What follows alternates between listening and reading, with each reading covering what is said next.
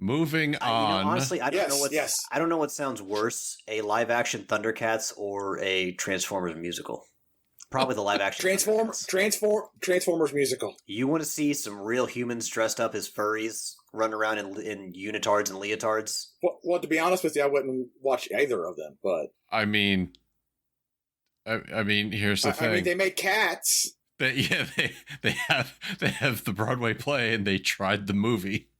Did the movie work? No, but the musical, my point. the Cats musical. Why am I hating? That's back to that one.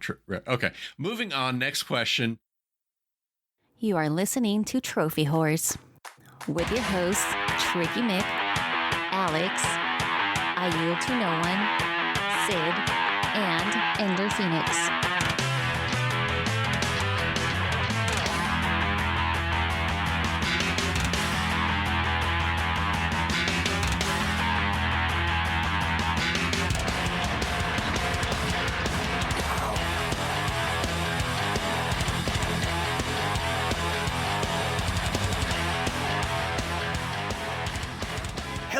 And welcome to Trophy Horse. This is episode 610, and get in, losers, because we're going helldiving.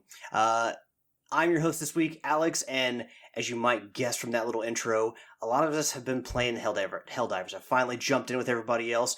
Everybody else, of course, being the guy, he always brings the awesome. It's I Yield to No One. It's good to have more troops spreading managed democracy. Yes, even Tricky Mick has entered the fray, at least for a game or two. From what I understand. Well, at least he took a picture showing that he's played it. How much he's played, we don't really know. He's still may be considered a traitor to this democracy. Well, because I know that you and Homer had commented, hey, jump in with us whenever you see us on, because you guys were playing on Friday. So I didn't know if he jumped in with you all and managed to get some time in. But yeah, apparently Tricky had a rough go of it in his first game, and he kind of just wants to wait until he can play with some of more seasoned veterans of bug and automaton murdering. Oh, so he wants us to carry him. Yes. We'll carry him with airstrikes and fire, which if you're looking for fire in a game like Helldivers, there's only one person you need to go to, and it's not Beavis from Beavis and Butthead. It's our friend Ender Phoenix Matt. Let's see, flamethrowers, incendiary grenades, incendiary mines, napalm eagle strikes, napalm orbital strikes. You want fire, I got it for you. Okay, you mentioned the mines, and I have to bring this up, because some dumb asshole on one of my parties, no one we play with, it's just some random guy. We were going for extraction, the ship was coming down, the Pelican was coming down, and the motherfucker puts down a mine launcher. And launches mines all over the extraction point. And of course I die, another one of our teammates dies, and then 2 other people get off the planet. And instead of having 4 people get off, why would you put down mines where we're standing? Why? I don't understand. I've seen sillier things, I've done sillier things, but you're right, no, don't do it on the extraction point. Do it out there where all the enemies are coming from. Yes. I'm standing right here. Now, to be fair, that is a very, that's an anomaly. That's not most people who play the game seem to be on the up and up and know what they're doing. But there are a few out there that just, I guess, panic when getting rushed by bugs or whatever, and they just fling whatever out there.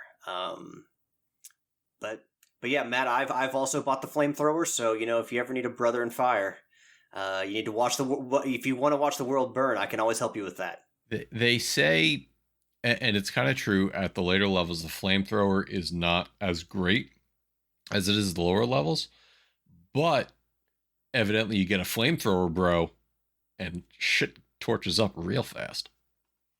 I gotta be honest, I'm more of a fan of the anti-material rifle, because that thing does some damage, and I was able to buy it early on. It does, I was able to buy it early on, so that helps you get going. Maybe that's what Tricky needs to sauce up his gameplay, but yeah. Why don't we do trophy counts and then we can get back into what we're playing, because this is going to be a whole conversation. I'm talking quite a bit here, and we've got some house cleaning to do before, not housekeep cleaning, but we just got some trophy updates to do before we get into all the Helldivers goodness.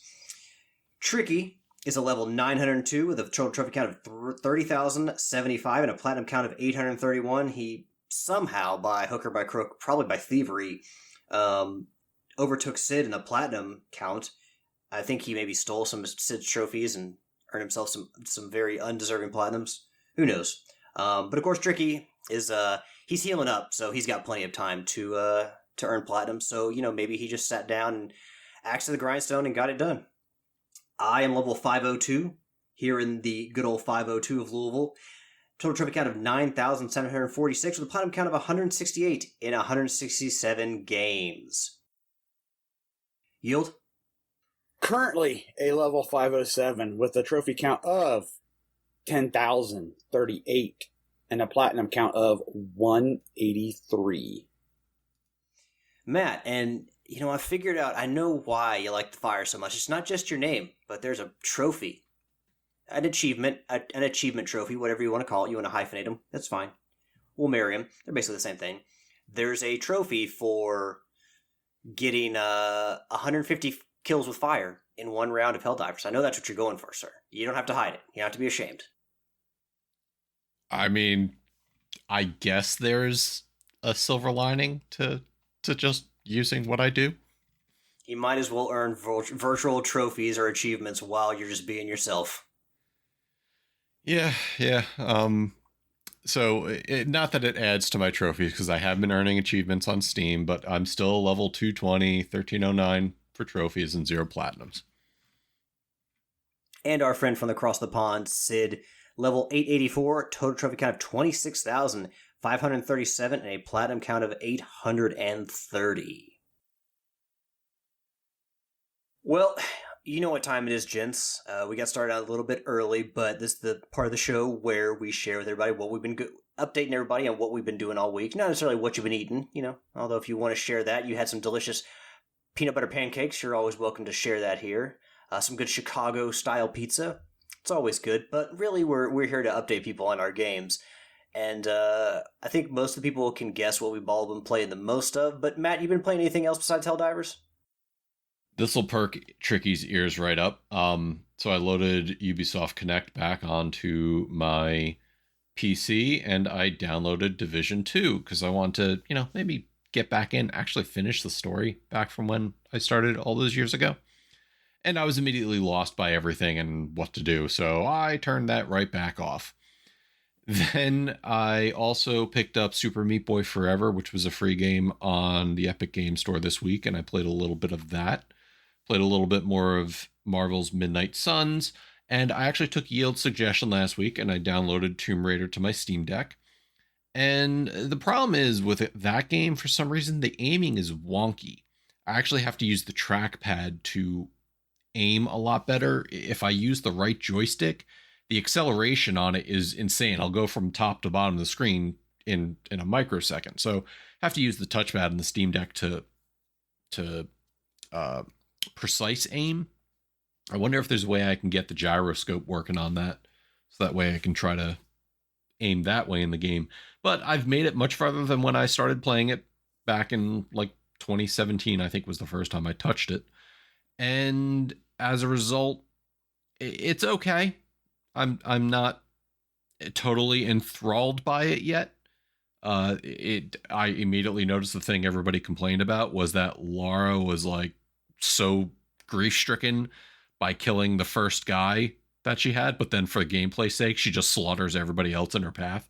And then she talks to her mentor. It's like, oh, I killed a man. Oh, yeah, I bet that's rough. Meanwhile, she killed like 20 others on the way there. So I'll tell you, it doesn't get better. She does the same thing like when she's, killing animals. You'll be almost done with the game and you'll kill an animal for meat. And she's like, ugh. I'm like, we've killed like 100 of these. Bro, I'm watching the first scene where you have to kill a deer and get its meat, and she's using an arrow to gut the deer or like cut it up. I'm like, how really efficient is that? Like, that arrow would snap in two trying to get through the deer's hide, cutting it at that level. Meanwhile, Tricky's saying how he said the same thing years ago and got killed for it. I don't know. I wasn't here for that. Yeah, I don't know who killed him. But yes, so that's what I've been playing besides Helldivers 2, because the servers have been up, they've been running, Arrowhead's done a lot. Maybe there was some player drop off because of other games that came out, but the end result is I've been with you guys spreading managed democracy across the stars, maybe in my own corner of the universe because I haven't been able to hook up with y'all yet, but we'll do that soon enough. Yes, we need to do that because it would be great to have, as we talked about, Sid. Sid has the game. He's got a player banner. I've been playing the game. Yill's been playing the game. You have been playing the game, and Tricky owns it. So there's no reason for us all four not to get together. It's nice, with Homer and the Brain, like just a ton of people have the game. So it's been good to have everyone get together and just enjoy one game. Matt, any additional thoughts on Helldivers before you move on, or? No, but I do want to say something to address Rick in the crowd because he's saying how Star Troopers jumped from 124th to 40th on Netflix because of Helldivers. There is actually a Starship Troopers game very much like Helldivers. It's a wave-based game, and it's been out for a little while. So I think that's seeing some popularity too. I saw something that pop up through social media or something. I saw an ad for it, and I'm like, what? Yeah. I did have actually Johnny Rico drop into one of my games. So I was actually hell diving with a celebrity. I was killing bugs with a celebrity because Johnny Rico was in there. So I'm not sure if it was actually Casper Van Dien. It may have been a fake. I don't know. But, I'm holding out hope that it was actually the Johnny Rico. Yield, sir. What have you been playing, and do you have any more additional thoughts on Helldivers? Besides Helldivers 2, I've been working on some Lego 2K Drive. Working towards my grind for my last few trophies. My niece was over this weekend. Watched her play a lot of Horizon Zero Dawn, which made me go, I should go back and get those last couple of trophies. But that's been about it. A lot of Helldivers. A lot of Helldivers. So, no, not much to add. I've passed level 20. So I have all of the available stratagems available for me to purchase. So I'm kind of just taking my time and trying out different stuff. Me and the guys were playing Friday night, and we were laying it down pretty good. We were playing on hard. And the first one was a little rough, and then after that, we hit our stride. And we were walking out with a good 10-plus rare samples every go-round. So that was really nice. I pretty much have already upgraded all of my level 2s. So now I just need to finish a challenging level so we can start going after epics. So I will say this ahead of time. We've been doing suicidals, and the final sample, the super sample, there's only 3 of that we've seen on the map, and every time you get them, all 3 are in the same drop spot. So you don't have to go looking for more. Yeah, a buddy of mine, the Brain 76, sent a link that said that exact same thing, that it's always by a mushroom-looking rock. And you'll see that rock in any of the levels, but it only spawns the very rare or super rare, whatever, on suicidal and up.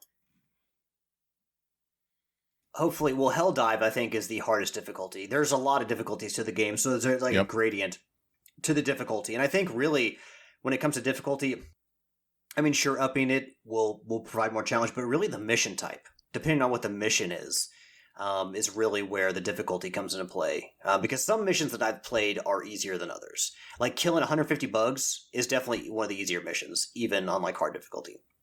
Yeah, those have generally been a lot easier, but I'll tell you, it at suicidal, like killing bots, quickest way to earn medals and money, because you're in and out in less than 10 minutes. But on those maps where you have to go running, suicidal is just stupid. And we completed a mission today, and we did the mains, and we were just getting ready to extract, and we had super samples, we had rare samples, we had all the things done, and some sort of game-breaking bug hit us where every time we walked into the extraction zone, we all just died. And it would say your teammate killed you, it would say you died by explosion, whatever it was literally a game bug, and we couldn't finish the mission via extraction. Now, that just means we didn't get the samples or rewards from extraction, but we still completed the mission. Yeah. It was just disheartening to do all that work and not come away with the 3 super samples. There have been some weird things that happen in games that I've played. It's only a few games, but I haven't gotten the trophy for playing 50 game missions yet, so I'm still, relatively new as far as things go. There was a mission where I couldn't switch weapons. I was stuck with like my anti-material rifle, and I couldn't switch back to the primary weapon. There was also another mission where, the one where you have to shoot the ICBM? Yep. Yeah. You have to unlock all the things manually, and then so we unlocked everything, but it still said one of the hatches or whatever was down, and we basically couldn't complete that part of the mission, even though we had plenty of time. And so it essentially counted as still got experience and stuff like that and money, but it still counted as a failure. So a very kind of weird things have happened like that. But overall, the game has been a lot of fun to play. My first night was really frustrating because I couldn't get into a game, as everybody had experienced for a while. And I told Yield in chat that basically the game is if the game is online and it takes forever to get in, or you can't get in on a night, you can't play reliably. To me, the game's unplayable because it's an online based game. People are paying to play this game, and you're requiring online. So I think that unsteady online or not being able to, or having to wait hours and hours or days to play is unplayable. Whether you can get in and play a little bit here and there, or once you get in, if the game is playable, still, if the internet's crapping out because of their servers, I do consider that unplayable, especially if it's widespread, which it was. Now, of course, Matt had mentioned they've upped the server count. I think there's like 70,000 or 700,000 space now on the servers, so they've not quite doubled. Now. Okay, they've basically doubled the servers, which, ever since that first night, I've been able to get on every night and play. And, the game has been, like I said, a ton of fun. So they seem to have smoothed a lot out. And I think that Sony realizes that, hey, this game's going to have to carry our players for a while since we're not releasing anything, probably during the summertime. So we should probably help El Arrowhead out and get these problems ironed out. And then I wanted to ask you guys a couple questions. First, Yield, have you beaten a Bile Titan yet? No, we haven't gone after one yet. I think that's going to be my... So there are 2 things I think I'm gunning for next Friday night with the guys. One, I think we're going to go after a Bile Titan. And 2, there's a trophy for... I see that you have this, Alex. There's a trophy for extracting on a hard difficulty. Everybody, all 4 guys extracting on a hard difficulty. We were nailing down, like I said, challenging pretty good. So I thought about maybe trying to see if we could get the guys to do a hard and try to get that trophy. So, and I've already got the one on hard for just doing, only using your sidearm. So... Yeah, and I think that, doing, if you could do the mission, kill 150 bugs and then extract, and if you can do that on hard, that should be easy enough for, I played quite a few hard missions, but on my first one, I got the, I can't exactly remember what the name of the trophy is, but I know which one you're talking about, because I do have it, yes, and I got it on my first mission, so it's not honestly that hard to get, but the one about killing bugs and having that on hard is probably, since it's a shorter mission, it's probably your best bet there. I did also want to ask, so I'm still a cadet. I'm level 11, and I've seen people lower level than me have space cadet and stuff like that. How do you change does your rank change as you go up? I know you're a super citizen. So you go into your, where the computer system where you go in and you can change your sidearm, your grenades, your primary and all that, and you can change your armor color and blah, blah, blah, blah. Yeah. So you go there, one of the options, you can change your tag from cadet to super citizen if you have the super citizen edition, to chief when you're that high of a level, yada, yada, yada. You can change your rank name. Okay. I didn't know. I just assumed, I guess, that... It auto-changed it? Yeah. No. And I'm like, what the fuck, man? No. You have to go in and change it yourself. Still a cadet. I'd probably look like a new bitch or something like that. People don't respect me properly. No, you want to talk about no respect? So I jumped into a public game one night just for shits and giggles. And I jump into a game and I was level 20 and it was, I think, like a level 3 and a level 5 that I jumped into. And as a result, I was trying to get my mic operating because mostly I keep my mic off and I don't remember what the push to talk button was in game. So we're playing, I'm trying to help them out, and they're just fucking shit up left and right, and they get a bug breach. And we're getting swarmed, and we kill it, and I finally got my mic situation set up, and I just said, oh, and that's why bug breaches are bad. And one of the little shits turns around, and these were, older guys. These weren't young kids. And there's one of them said, oh, that's why your mom's bad. I'm like, okay, good luck. Thinking on that now, I should have just thrown a minefield in front of them and let them have fun and then leave. But it's like, I'm trying to help you guys out and you're acting like little shits. Okay. Yeah, speaking of little shits in the chat, Tricky Mick is calling me a bitch. I will remind everyone that Tricky played one game of Helldivers, died a lot, and then ran away from the game screaming and crying, waiting for his big old brothers to come and save him.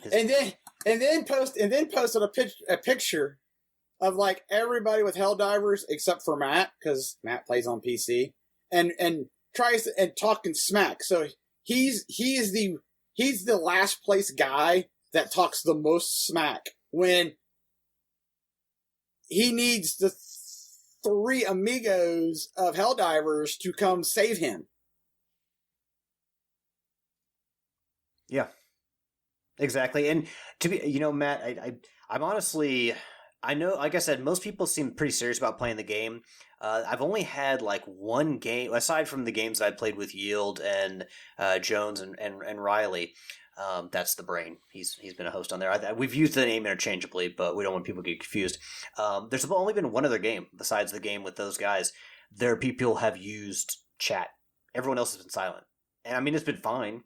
But obviously the best way to play this game is with friends and chatting and like, hey, this is what I'm doing. Hey, this is watch out. There's bugs coming from this way. So, hey, what direction are you going? I'm over here. So. That way, when all heck breaks loose and you start throwing in eagle strikes and everything, you kind of know where to look. Or you see your friend getting too close, hey, back up. You might get fried. And, because go ahead, Matt. No, I'm just going to say, at the higher levels, communication is extremely important.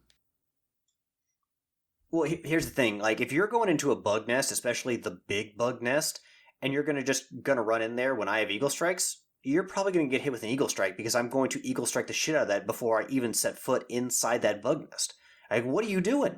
What are you doing? So I have no remorse for that. I mean, some people just don't seem to understand. Like, they'll have time to run away, and they just, I guess, choose to stay in the path of the inferno. And I've never understood that. But use those stratagem, kids. I will also ask Matt, since you've played more on the higher levels than we have. Is it the cooldown rate for the stratagems that's longer on higher levels, correct? Or like the drop from the orbit seems to be longer? Something I actually don't recall. I'm so focused on what's happening around me. I tend not to look at the timers. As far as what I've noticed, it doesn't feel like it's longer because we're calling in eagle strikes and orbitals all the time because they are very necessary on it. But remember, there's also ship improvements that help reduce the timers on a lot of those. Yeah, but those require samples, and those are harder to get than the money you get for buying stratagems. Correct. Yeah.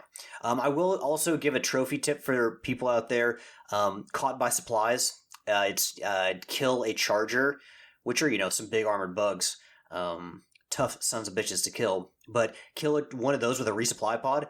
I surprisingly threw one of those stratagems, the beacon, from like a football field away from this thing and got it stuck on its leg, and it dropped right on and killed it, and that's how I got the trophy. So if you're looking to get that trophy, try attaching it to the leg of the creature, because there was some, I don't know, or like maybe the butt where it's vulnerable, the back side where you can shoot it. I don't know what it was, but I was actually able to attach it to the creature itself and able to get an easy kill that way. We've gotten it to land on its head or on top of it before. So I think if you can, just get it to bounce right, it'll hop on him. I got lucky with mine, so to speak. There was a night where they let you use the orbital EMS strike for free, because they do that every once in a while. They'll give you one of the stratagems, and here, this is what you can use tonight. So I tried to drop that on one. I was up on a rock enclave, and I missed, or he ran out of it before it really got him. And he walked right up to almost right to where I was, and then just stopped and was staring at me. And I'm like, well, if you're just going to stand there, I'm going to get a cheap trophy. And I just resupply drop right out in front of me, and you're dead. So not as dramatic as everybody else's, but I'll take it. I will say this, is that now that they seem to have gotten through some of the server related issues, the CEO put out the tweet stating that now they can finally move on to fixes, improvements, new stuff down the line. There were some hints of things that are coming down, things that were in Helldivers 1 that weren't necessarily in, that definitely weren't in the launch of Helldivers 2. And to answer Redbeard Rick's comment about, so Leroy Jenkins would love this game. Yes, indeed, yes, he would. Yes, indeed, he would. Helldivers Assemble. I ain't gonna lie, I've done that occasionally, and then have turned around and ran away. That's odd, because the one it's only one night, but the one time I played with Yield, he was very much like crouch down, plan, take a good minute or two to sit there and scope out like the next lookout point to draw attention to. So the Yield I played with definitely did not do that. No, but I have had my moments where I'm just like, F it, Leroy Jenkins, and gone running in there and then been like, oh crap, I didn't see that charger. Well, you definitely never see the second charger, like you never see the second velociraptor in the grass to the side. And of course, there's nothing more fun than tagging a charger with an orbital and he starts walking it towards you. That sucks. I got him. Oh no. So for the longest time we were using the orbital laser. Yes, those are extremely good, especially for Bile Titans. Because it tracks the biggest guy, and then when he's dead, it goes after all the little ones. Or I've used it I've had a whole swarm, like a bug breach, and I got a whole swarm of medium to littles coming at me, and I'm like, screw it, here. Out goes the orbital, it'll wipe them all out, I save my ammo. But then we've also switched over to the orbital rail cannon strike. I got that today. And granted, it's only one shot, but he's out of the way. I've been using it for the automaton tanks because those things suck. Well, to get behind them to kill them suck. Have you run across I call them ion cannons, but they're not. They remind me of ion cannons from Star Wars. Have you run across those yet? I'm sure you have. Those cannons probably at the fort that will track people and light you up if you get too close. Those are a biatch. Those are worse than the tank because it's hard to get close to it. But anyway, so I was going to say, the charger. Did you guys know? The Brain also shared this video with us. If you can shoot it with either your recoilless rifle, the EAT 17, or you can, I think it's 2 shots with the rail cannon gun. Shoot it in a leg. It'll blow the armor off of it, and then you can switch to your small arm fire and kill it in like no time. Yes, I've known that removing the leg armor and then hitting the leg will put it down real quick. I just hadn't had access to things that could do that. Gotcha. But anyway, that's another tip out there to get rid of the chargers if you don't have any of the big orbital stuff that'll do it. Eagle strikes will do it. Cluster bombs will do it, but it takes more than one. Eagle strike will do it, but he can't walk out of it. He's got to get hit by all of them. Rocket pod will do it. But again, if he's not in the middle of it, it'll just hurt them. Well, and also besides just strike runs where it's kind of like a line across the battlefield, there are certain drops that will basically be just a giant bomb localized and very dense in one area. So if you're using that one, chances are if it's anywhere near it, it's going to get he's toast. It just needs to get it by one, and it's done. So yeah. All right. Well, so Helldivers, it's a lot of fun. They've fixed the server issues, it seems. So if you've been waiting on jumping in, now would be a good time. We're all still playing. I'm pretty much playing every day, so I'm hopefully going to have some time to get off here and play it tonight. I'll say that. Before we move on, I did get a Platinum Trophy this past week. Ooh, I got the Platinum Trophy for Plague Tale Requiem. And I've said enough about that game. All I'll say is give it a try. Maybe it's not your cup of tea. Maybe it is. But, it's worth trying out just to see how you like it. So yeah, Platinum Trophy, I don't remember, 1 million. Is that how many Platinum Trophies I have now? Oh, 168. That sounds good. 167. Did we update the trophies? I did. Okay. I had hoped, for some reason I thought I had more than 168, but I trust in your honesty, so I trust that you updated them, and I just was giving myself more than I deserved. It's finally happened, folks, or it's happened and didn't really take a whole lot of time for it to happen, but Sony's PlayStation Portable has been hacked to run emulated PSP games. This article comes from Tom Warren at The Verge. Once again, thank you to Matt for his Cliff's Notes, his paraphrasing of the article in the quotes. Sony's new PS Portal has been hacked by Google engineers to run emulated games locally.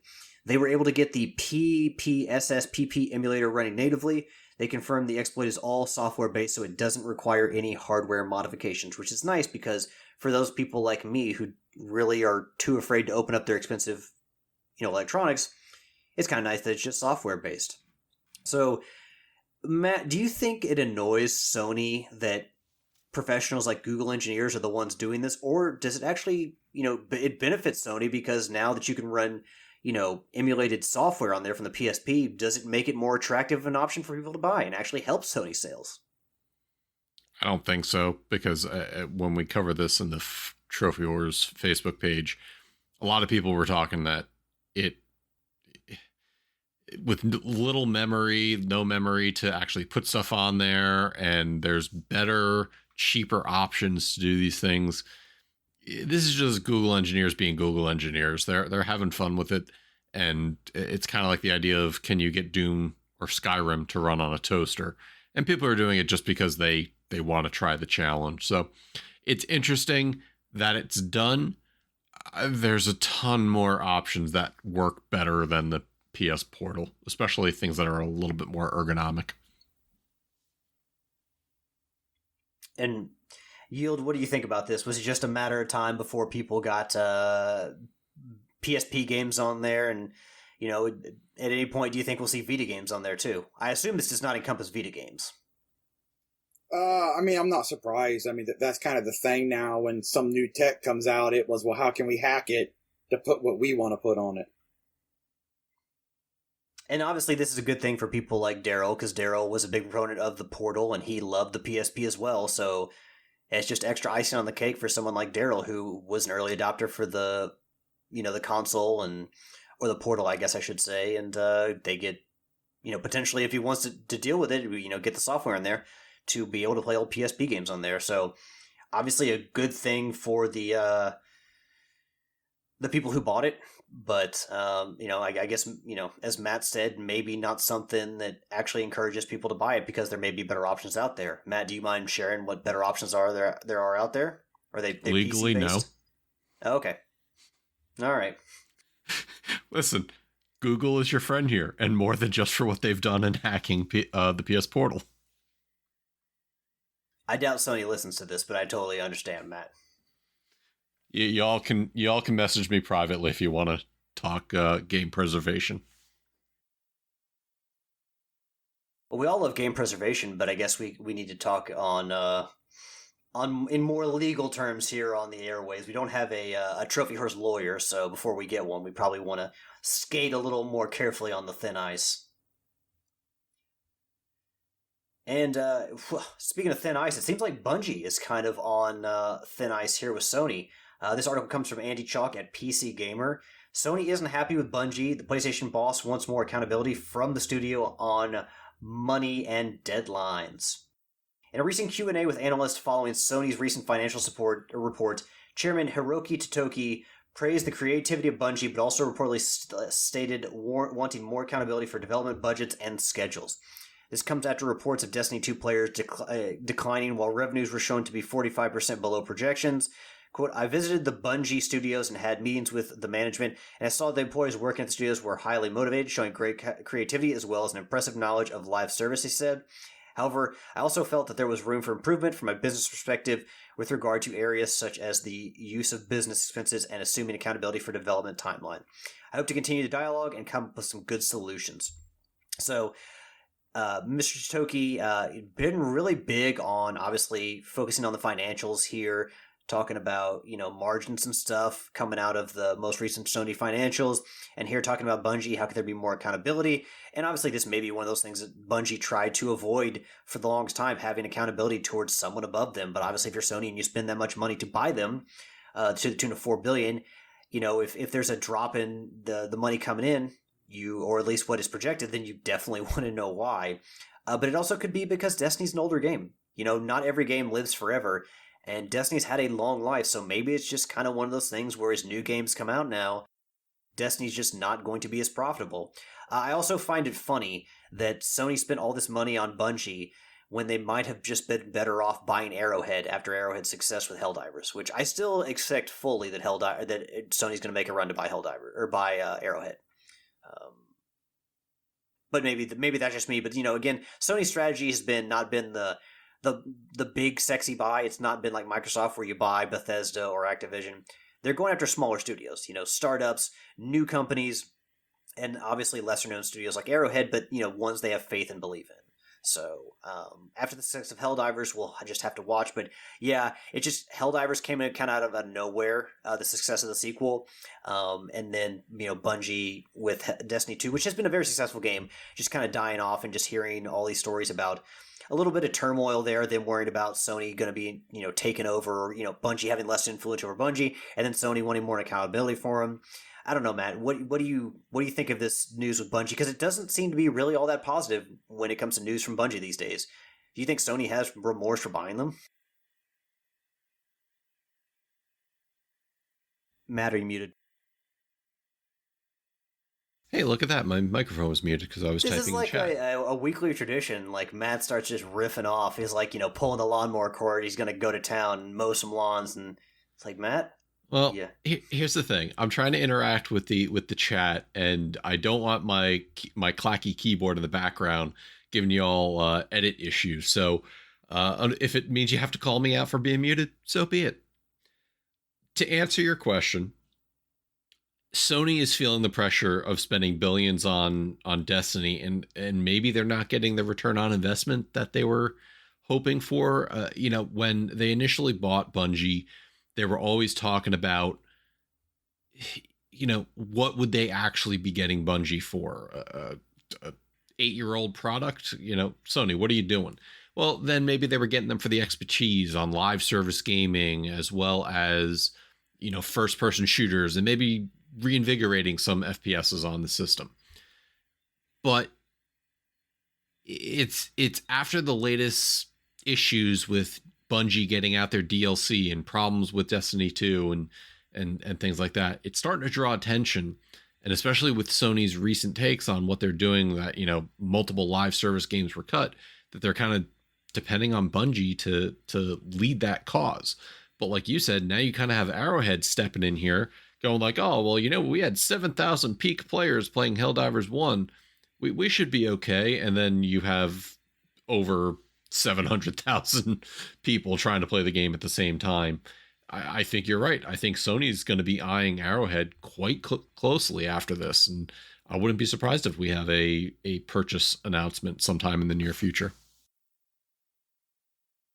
And Yield, what do you think about, do you think Sony kind of maybe as Matt said, you think they're buying them for the expertise, and you would kind of expect after 8 years that Bungie would be kind of winding down on Destiny and be moving on to other projects. We know they're doing Marathon, but that's going to be multi-platform. But at some point, Sony had to expect that Destiny 2 was going to, not be a thing anymore, right? Or was at least going to drop in sales or player base. Well, I mean, you would think. I mean, as old as the game is, and with the fact that everybody else is, there are more and more live service games, as those come out, your player base will kind of dwindle. So, unless you can keep things fresh with your game, it's, you need to come out with something else. And I don't know. But Bungie just kind of hasn't done it. That was kind of the surprise thing for me when they bought Bungie. No, I mean, I think you definitely hit on a point there, is that,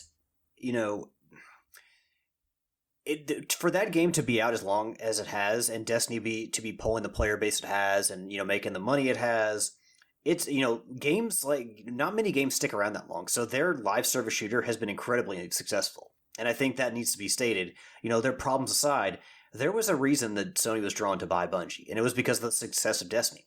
But again, new games come out, people move on, and not everything lasts forever. I mean, at some point, Rocket League's probably not going to be a thing. That just kind of happens. Some games fall off sooner, other games have a longer tail. But for those games that have a longer tail, that's kind of, outliers. That's not really what happens. People move from game to game pretty quickly. So, I mean, I think Bungie definitely deserves credit for how much they've supported Destiny 2 and, how successful the game has been.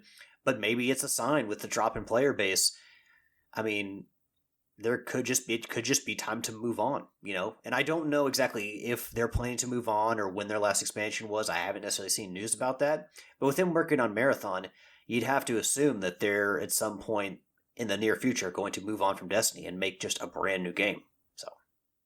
So from chat, Saber jumps in and says Bungie is a one-trick pony, that every now and again the clock hits that one trick, and trust me, they need to go in a different direction. They were the stable for live service games. Well, people have worn tired of it. Now you need to find a new thing. Maybe you bring back Oni? I vaguely remember a game called Oni. So wait, basically, Saber, give us a little bit of clarification there. Are you saying step away from the third-person shooters? Is that what or the first person? Because Halo obviously was first person, but are you just saying step away from the shooters? We'll wait for Saber on that, but yeah, I mean, I don't know. I think that, clearly, but when Sony was going to buy Bungie, they clearly talked everything out. But if Sony's wondering why the game is dropping in, its profitability, well, again, it's an older game, and you probably, instead of buying, they should not have bought Bungie for Destiny. They should have bought Bungie for their talent and know-how. That's kind of, yeah, getting a game library is valuable, but, Microsoft owns Halo, so, how much of a game library does Bungie actually have? It's pretty much Destiny and I guess Marathon as well. But you need the people, especially if you're jumping into live service. Bungie was not necessarily a bad purchase. It was a good purchase, but you kind of just have to have an understanding of this is why we need to buy them, and it's not necessarily for this thing. But Destiny that's been making money for 7-8 years now. Everybody wave at Tricky in chat. I choose to wave goodbye to that topic and move on to the next topic, which is more Sony goodness, or, I guess goodness depending on how you look at it. PSVR 2 for the 10 people that own PSVR 2 to add PC support in 2024. This comes from Gematsu and Sal Romano. In a recent PlayStation blog, SIE Content Communications Manager Gillen McAllister stated the company is testing the ability to allow owners of the headset to access additional games on the PC in 2024. No further details were announced. So, good. Again, Sony becoming more intertwined with the PC. They're putting more games on they're putting more of their game library on PC. They're talking about being more aggressive with that. Hiroshi Totoki was talking about that within the last month. You got, a game like Helldivers launching day and date with PC and PlayStation. And and now PSVR 2 is going to have PC support. So Sony really, it seems like, yeah, they're still going to do live service, but maybe they've cooled down on live service and like, you know what? PC is a proven commodity and we need to go more heavily into that because we can probably do that better than we can do live service, obviously, with the delays and cuts they've had to do. Yield, what do you think that the foray into PC is a good idea for Sony? Do you think that they have done a good job of kind of switching tracks? You know, they may still do live service, but it seems like I said, they're kind of going less in live service, you know, cooling off on that and getting hotter on PC. Do you think that's a good bet? I'm sure it will for those who don't own a 5 or prefer not to stream from the 5, because I'm sure if you're playing on PC, it's just a lot easier to stream from the PC than it is to go through the PC. It's nice to see that they're going to add PC support for the PSVR 2 because, you know, I'm sure that it'll help its life cycle a little bit. So, I mean, I'm glad to see that for that aspect and those who invested the money into it. Yeah, let me ask you, because how much of this, I mean, I think that Sony and SIE and Totoki, they kind of had this in their heads that they were going to go more aggressively after PC. After seeing, you know, some successful launches, you know, people on PC buying into the PlayStation games, despite some of those games having kind of terrible launches. But the success of Helldivers, and where most of the people playing Helldivers are playing on PC, how much do you think that factored in, or at least has fueled their desire to become more intertwined in PC? Obviously, if they're adding, you know, PSV or PC support to PSVR 2, this was kind of planned, but do you think that Helldivers has helped dump more gasoline on that fire? Well, I'm sure it will. I mean, as much as popular as Helldivers is right now, and you know how it already beat God of War, and you know how Sony has a hard-on for God of War, so, you know, this is just going to reinforce their mentality of, well, we need to have our games either launching day and date or launch quicker on PC. So, absolutely. And Matt, you're a PC player. You also have VR, which Yield and I do not have. So you're the best person to probably speak on this, but how kind of integral can PSVR 2 and PC, how integral can that relationship be between the PC user base and just the PSVR tech? It's going to be extremely integral. And Rick in chat says it opens it up to millions more people. Don't know why you'd buy a PSVR 2 if you have access to other peripherals, though. So here's the thing. The PSVR 2 is actually really good hardware.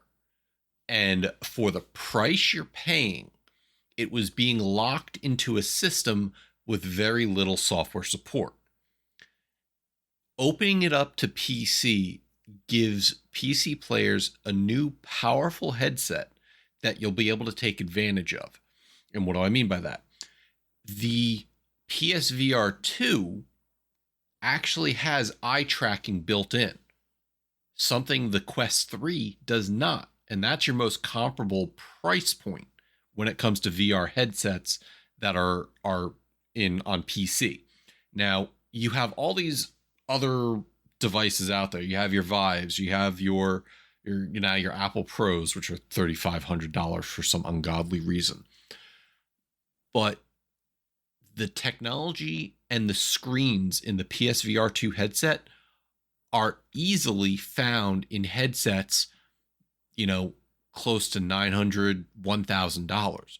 But you can go out there and get a PSVR 2 headset for less than $700. So having that kind of headset available to play games on the PC market actually gives it a very good marketability, because the Quest 3, as good as it is, doesn't have some of those things the PSVR 2 does have. So that's kind of where I think they have a chance at the market. And certainly, I'm kind of hoping that opens it up to allow games like Horizon Call of the Mountain and other PSVR 2 exclusives to potentially come to PC. if Totoki is serious about opening up the platform and leveraging the PC audience to games that have been on PlayStation. So I'm actually kind of hoping that they make good on this. And, intertwining PC with PSVR 2 may be what the PSVR 2 needs, because I've said it all along. We have no updates recently on the sales of the PSVR 2, which to me says that it's not selling well. I think that they gave one update after, it launched, and it's been silenced ever since. And to me, if you have a successful thing that's selling really well, how often do they trumpet the sales of the PS5? All the time. So if you have something that you're not talking about the sales about, and that's not just Sony, that's any company, probably is a bad indication of what you're selling. So the PC market might be exactly what the VR2 needs. And like the thing that Matt said that really caught my attention was that, he talked about how good of hardware it is. And I think Sony's problem hasn't been putting out bad hardware. The Vita, the PSP, the Move controller, maybe. I never used it, and it wasn't. Huh? Womp womp. Well, was it? Well, maybe that's the one exception, or maybe it was good quality still. But the problem with all of this stuff is support. Sony wants to do all these things, but then they don't adequately support it with enough software. It's like, if Sony just focused on their core and maybe doing a few other side projects, maybe, putting, like going more to PC, or not, focus on the home console and not necessarily worry about, VR or these other things, they might be better off. But they always want to do these different, sidekick peripherals, and they never support them. So the quality was never an issue with the PSP or the Vita or any of these things. It was just the support. So it just kind of seems to be the case again here with the VR2. Now you would hope that the VR2, Sony can pull out of this and they can continue in the market, or, there's a PSVR 3 and they just keep going, because obviously VR does have a market. But again, we keep coming back to this thing of not quality, but just an issue of support. So before we move on, there's a couple things from chat on this subject. First off, Red Bear Rick says he's sick of your vendetta against PSVR. Rick, I'm sorry, but exactly what Alex said is that Sony puts out these things without any sort of game plan. And usually their game plan is make up money by having proprietary memory cards, make up money by having, 2 or 3 pieces of software that make it a killer app, and then don't support it for years to come. The thing about it is, and Rick also asks, is will you be able to play PC games on it though, or just PSVR? The assumption is that they are opening it up to be able to play PC VR games, because otherwise they would have to put their PSVR games on PC. And if they're doing that, it's honestly not worth the effort for them. So I think that there's a greater chance than not that you're going to see PC VR games playable on PSVR 2. And then Saber says it's kind of like when Sega put out the CD-ROM, then they put out the 32X, and then Sega Saturn. Well, you just released the VR, then PlayStation 4 Pro, then PS5, then VR 2 again. People are not made out of money. And you're absolutely right. There's a lot of people who opt not to get these incremental upgrades because it's like, I can't afford that. And we have an article later. Next, exactly what we want to talk about is about the PS5 Pro. So Alex, you want to take it from there? Sure thing. Although I do want to address, Rick said that I have a hatred for VR. When have I ever hated VR? Like I said, it wasn't for me, which is the same thing Yield said.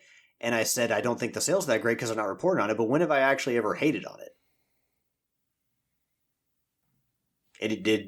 Anyone, like, are there any examples of that? I don't know where that comment came from.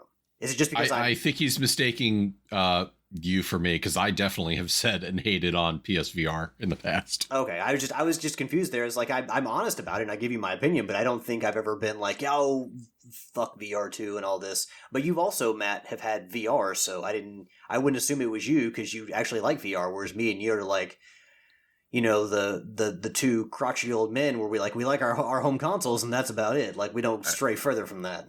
I think chat is exposing you, Alex, because Neptune Princess comes in and says, you tell me you hate it all the time, but you told me not to tell anyone.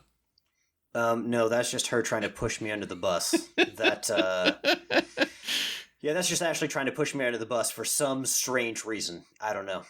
I'm sure Tricky called her up and told her he would send her $50 if she got on there and kicked up some dust in the chat. But no, I mean I don't hate VR. It's just not for me. And I just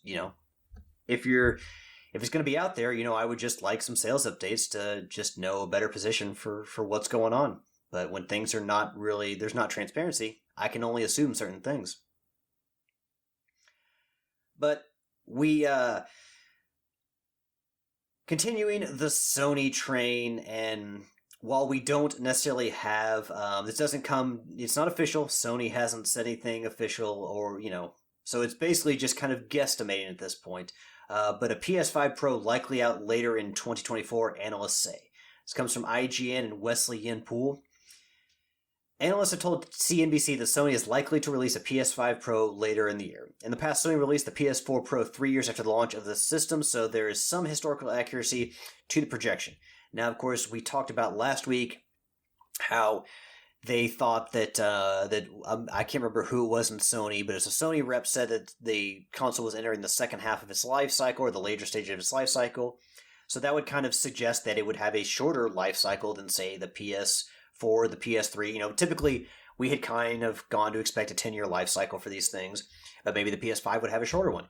But, the PS5 Pro, something coming out later this year, potentially. Analysts say that. Again, it's not Sony saying it's analysts, so it's just kind of rumored at this point.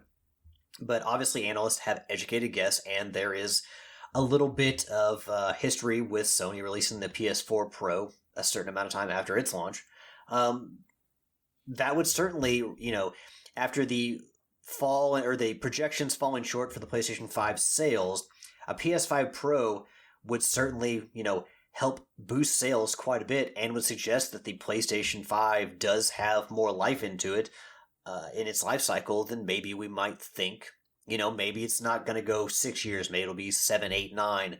I've always thought that with how rough the launch was for the PS5, that as good as the tech was, Sony would try to elongate this life cycle as much as they could to take advantage of the hardware and, its developers and software engineers getting the most out of the tech that they could. So I think that if a PS5 Pro does launch at the end of this year, especially, it would be smart to have it towards the holidays, because then you get all the holiday sales, would kind of suggest that, don't count the PS5 out just quite yet. Yield, what do you think? Do you believe that we'll see a PS5 Pro in your heart of hearts? And do you think that that would help Sony in the sales area? Do you think there'd be enough people going out there to buy it? Like, Tricky would. We know Tricky would definitely go out. Well, yeah. Do you think there are enough people out there? Tricky will buy one even if he never opens it. He'll just buy it and tout that. Look, I have a PS5 Pro. It wouldn't shock me. That just kind of what Sony's done over the last 2 generation cycles, is that they come out with either a slimmer version, or they come out with one that can pack a little bit more punch. And I don't, it's not my cup of tea. I mean, unless mine were to die, then maybe I would consider, but it just seems to be Sony's MO. Yeah, I mean, I still have my original PS4. I never bought a PS4 Pro, so I'm with you, Yieldnet. Unless something happens to my console, I'll just stick with the one I got. But we do see these mid-cycle refreshes for a lot of the console makers. The Switch, the LCD version of the Switch came out. So you had a Switch essentially with a better screen come out after the original launch of that. Or the original launch of the standard model of that console. And, so it would seem that it's not just something that Sony does. Every single company, including Xbox, it gets to be a certain point in the life cycle, and, after being able to mess with the tech after a certain amount of time, you just find more efficient ways to make the console, to produce it, to find, not cheaper materials, but you basically reduce the cost of making a console. And so you release that, boost sales a little bit, reignite some of the excitement around buying that console, and just better profit margins overall. Matt, what do you think of the story in general? Do you see much behind it? Because I get that we've always come to expect a mid-cycle refresh because it seems to happen, going back to the PS5. Well, actually to the PS2 because it happened. They released a smaller version of the PS2, so even before the PS3, we've come to expect it, but it doesn't always mean it's going to be the case. Well, remember we got mid-cycle refreshes anyways, going back to the PS1, and back on the PS2 and PS1, it was just the slim models. There wasn't necessarily any improvements. On the PS3, we got slim models, and then they actually removed features because the original fat PS3, I forget which one. I think it was the 80 gigabyte that was able to play PS. 60 gigabyte. Well, no, because we had a 20 gigabyte and an 80 gigabyte. And I think it's 60. No, because the 60 came out and that didn't have the capability to play the PS2 games. All of the PS3s could play PS1 games, but only one original version of the PS3 was able to play PS2 games. So they took away that capability when they did their mid-cycle refresh. PS4 gave us the PS4 Pro, which played PS4 games better, faster, higher frame rates. So all's that to say, yes, we are going to get a PS5 Pro at some point. I don't know what they can give us other than play PS5 games better than what they play now. Because as I stated on last week's show, it's going to be a point where we have to choose currently on PS5 between high frame rates or ray tracing, or high frame rates and 4K. And on these advanced systems, that shouldn't be a thing you're forced to choose between. So hopefully on a PS5 Pro, we get them being able to do both at the same time. That's my hope for the system. Will I buy it? Probably not for a number of years down the line. Okay, and before we move on, I do want to clear up one thing, because I had a 60 gigabyte PS3 and I played my old WB PS2 games on it. This does come from Amazon.com. Backwards compatible PlayStation 3 60 gigabyte is backward compatible with most PlayStation and PlayStation 2 games, which means you'll be able to play your favorites without keeping the old systems.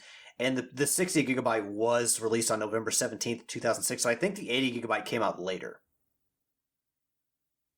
I don't know. I know after a while I just upgraded. I put a 200 gig hard drive in my PS3 because I was tired of the running out of space. But the point there was that they gave us a mid-cycle refresh that removed the capability that the system previously had. Yeah, and I think that with Sony not being as focused on backwards compatibility, basically telling people like, hey, digitally you can, be backwards compatible with a lot of stuff and some of your disk-based stuff, but Sony, Microsoft going the other direction and trying to focus more on backwards compatibility. Sony's just kind of like, you guys think you use it more than you actually do, so we're just kind of going to take the hit and not worry about backwards compatibility as much as our competition. Although again, Microsoft, trying to seemingly eliminate physical disk, their love affair with backwards compatibility may be short-lived. But yeah, gentlemen, anything else to add here as far as the PS5 Pro goes? Matt, would you buy a PS5 Pro? Probably way down the line. I didn't buy a PS4 Pro when it launched. I waited a while. And I guess it would all come down to the if there were added functionality to it, if it made it a better system. Did you guys buy the switch, the LCD switch? The OLED switch? The LED, sorry, excuse me. OLED. OLED, that's a huge important because LEDs are good, but OLEDs are the best. No, and the sole reason is because I have a Monster Hunter Rise Collector's Edition Switch. If I didn't have that, when Tears of the Kingdom came out, they released their OLED Switch. I would have had that in a heartbeat. You guys can only support so much in the Grinelli household, and you guys are gaming on a lot, so I totally understand that. But saving up that money for the Switch... why didn't I get V1? Well, if you got V1, you'd be getting yourself one too. So you're just saving up money for that the Switch 2, the ultimate upgrade. Well, we know that's a day one purchase in this household. Yes, and a day one purchase just like Helldivers was for our friend Yield, doing extremely well, much better than another game released by Warner Brothers, Suicide Squad. This article comes from IGN and Wesley Yin Poole, and by the way, Tricky made this agenda, so it's not just us shitting on Suicide Squad some more. Tricky chose to put this in here, so. Suicide Squad Kill the Justice League has fallen short of our expectations, according to Warner Brothers. Warner Brothers recently announced how their new game Suicide Squad has fallen short of expectations. Warner Brothers CFO Gunnar Weidenfels admitted the game hadn't done the business for the company that it had hoped. No sales figures were mentioned because they did say that the failure had set up the company's game business for a tough year-on-year comparison. On Steam, more players playing Helldivers than Suicide Squad. Important thing there, Alex. More players playing Helldivers 1 than Suicide Squad. Yeah, apparently I'm dropping numbers and letters off of things here. OLED instead of LED, Helldivers instead of Helldivers 1. Reading is fundamental, kids. But yeah, so look, I don't wish this game ill, just like I don't want to wish ill to Skull and Bones. I hope every game is successful because I know there are people out there that enjoy playing these games, and there are people that pour tons of effort into making these games. So I want every game to be successful for the sake of the community and for the sake of the developers. But this was a game that had a very negative outlook to it from players for a very long time now. And I don't necessarily... The live service elements of it didn't help, but the fact that now you have Warner Brothers coming out and saying that it's fallen short of expectations, like... I don't really necessarily know... That's definitely not a good sign for the game or from Rocksteady. And I can't remember who pointed it out. I think maybe it was T. Diddy.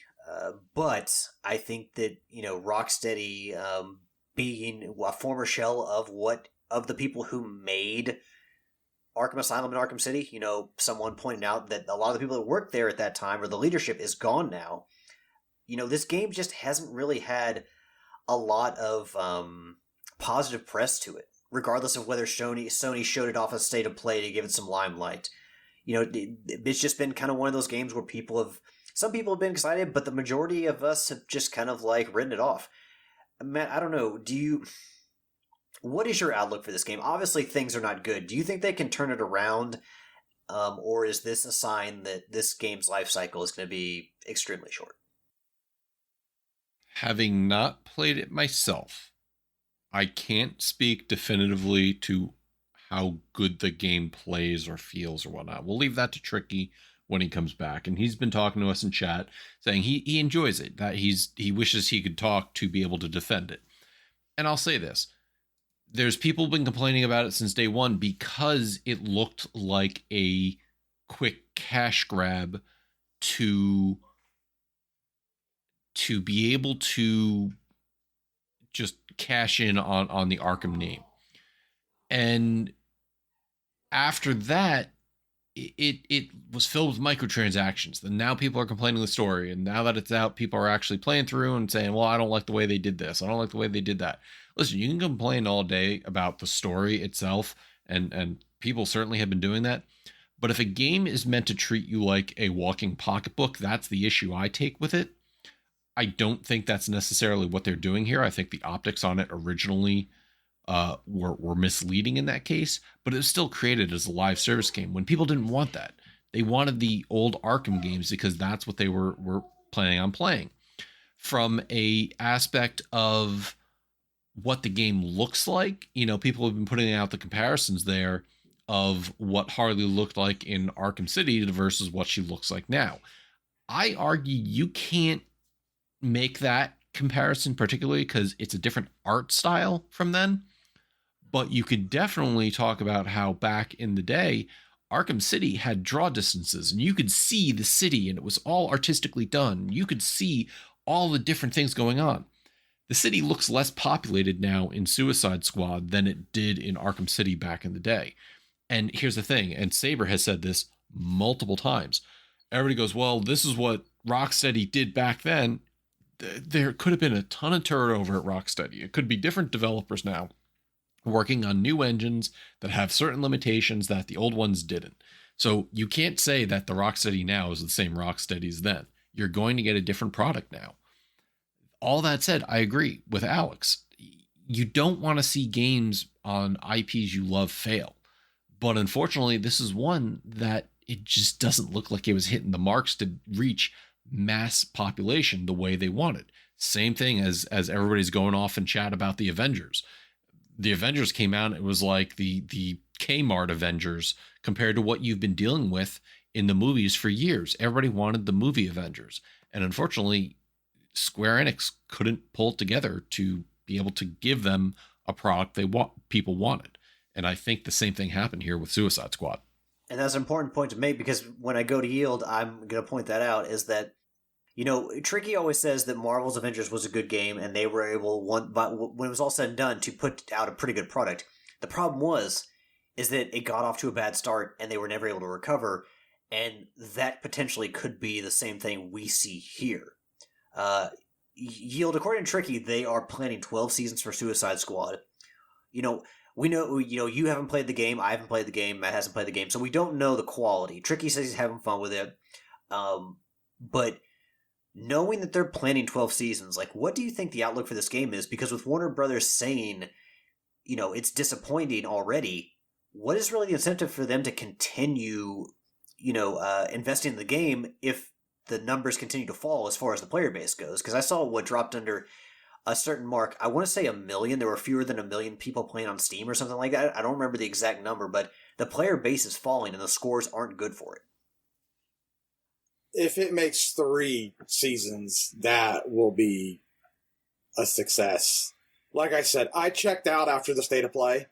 I wasn't overly excited when this game was announced, because you have characters that I don't care for, other than Harley, and I am not enthusiastical behind Harley as I am with everybody else. To me, Harley is a side person. She's a very important side person, but she's not good enough to carry the game herself, in my opinion. And so I was like, okay, well, you don't have a lot of people that I care about, but it's made by Rocksteady, so it still should be good. And that's what I was holding on to. We come out with the state of play, and they're all jumping around, and they're climbing buildings, and they're flying, and it's like, nope, I'm done. I mean, I was even watching Tricky play it last week while we were recording, and I'm just like, it might be fun to play, but watching him play a little bit while we were recording, I have no desire to play this game. Because the running up the side of a building the way they were, I'm like, you're not superhuman, you're a super villain, so to speak. And so I just like, no, that's why the Arkham games were so good, because they were kind of grounded in the Batman universe, not some made up universe, it felt like. And so, yeah, no desire to play it. If they do 3 seasons, it's a success to me. And I don't know, maybe Tricky's in chat, he's producing the show in the background, maybe he can tell us, but how long does a season last, Tricky?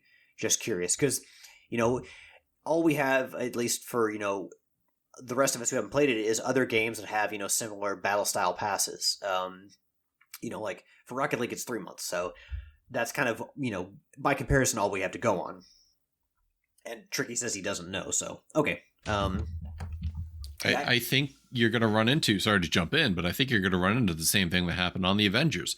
They had all this DLC and all these post-game plans ready to launch, and then it took them forever to get the first DLC out. Then it took them forever to get the second DLC out, because they were too busy fixing all the things that they did wrong with the launch and that what people didn't want.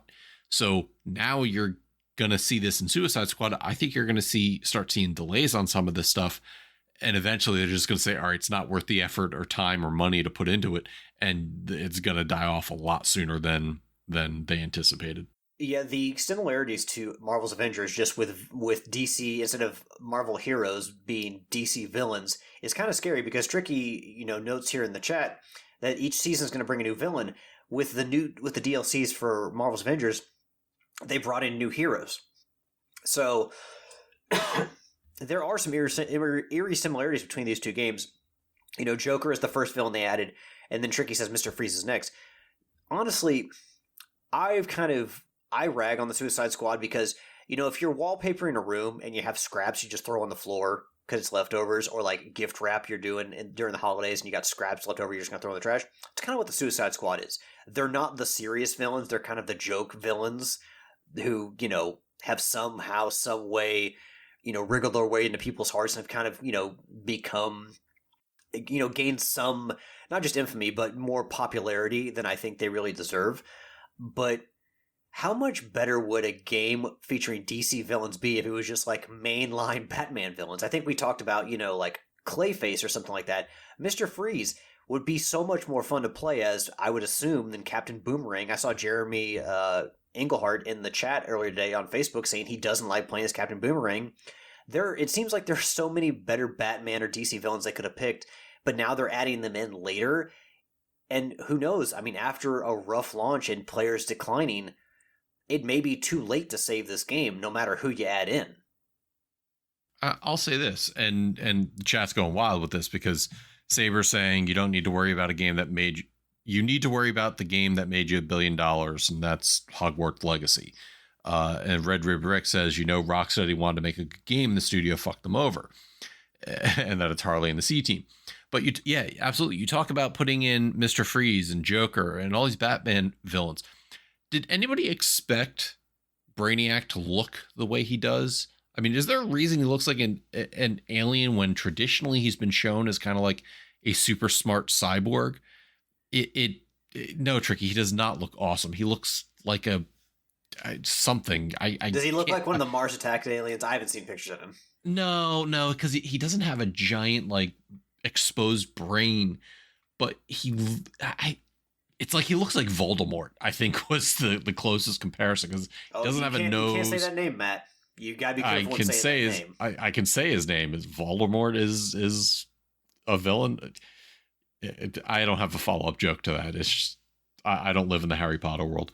The issue is Brainiac just doesn't look good in my opinion. I think the characters, Harley, King Shark, Boomerang, and Deadshot, I think they look fine. I think they did a better job making them look like their characters compared to what Square Enix did with the Avengers. All the Avengers, like I said, look like Kmart Avengers. But the issue I have is that these villains just kind of look meh. And I know the focus was the Justice League, who were the quote unquote villains in this case. So I think they made them look as good as they can. It's just the gameplay itself is just not as entertaining. Brainiac looks like a Mortal Kombat character. He looks horrible in my opinion. He definitely looks overpowered. Yeah, that don't look awesome. You know how everybody complained about how cheap Shao Kahn was in Mortal Kombat as a final boss? Well, Brainiac here in this picture looks like he could give him a run for his money. I'll say that much. Thank you, Tricky, for sharing that screen. Yeah, I mean, I don't know. I think there's potentially too much negativity around the game, despite the fact that people are having fun with it. You know, Tricky likes it. He said he would defend it. It's just, there seems to be a swirl of negativity around it, and people have kind of passed it by, and you don't really get a chance to get people back. You know, even if you deep discount the game, and you add in new characters, it may be past the point of no return for this game. I mean, people, there's so much to play, so much entertainment thrown at us constantly, that you get a chance, and if you miss it, you're done. So, we'll have to see. Like I said, none of us wished ill of this game. It's just none of us have had a great opinion of it from day one. You know, not saying that we're, you know, scoring the game poorly, but it certainly, you know, when voting with our wallets, with our, you know, our money, it certainly didn't do enough to draw us in. So that's definitely not a good sign. And with the player base falling, I don't know. There's just not a lot of great signs out there for this game. Do we have, this is a good time now, Matt, to do our community related stuff, questions, Tricky, do you want to trigger that audio thing you like to do? Lion King rip off there. Time to check my social media, yeah. I just had The good news is had to pet my cat Cosmo there. He's sitting there looking for pets. It makes me feel a little bit more alive, a little bit more Lion King-y there when I'm petting our little feline there. Cosmo, you're not on the show, buddy. the good news is, folks, whenever I edit, I turn that sound way down. Anyways, how are people supposed to know how lame we are if you turn it down? they just listen to the show. Oh hey, man, cool. Self-burns are the best. So listener questions come back, or I'm sorry, splitting between a couple things. As I'm trying to read the listener questions, pop-ups are coming up on Facebook. Redbeard Rick's asking why I hate Matt because it's a lame song. Redbeard Rick. No, it is not a good soundbite. We can agree to disagree. T Diddy comes in this week with a couple questions. Should Transformers have a musical specific to Generation 1? No, Thomas. No. They should not. No. But I wouldn't mind hearing Frank Welker and Peter Cullen trying to sing, but no, definitely not. Here's the thing, though. You get...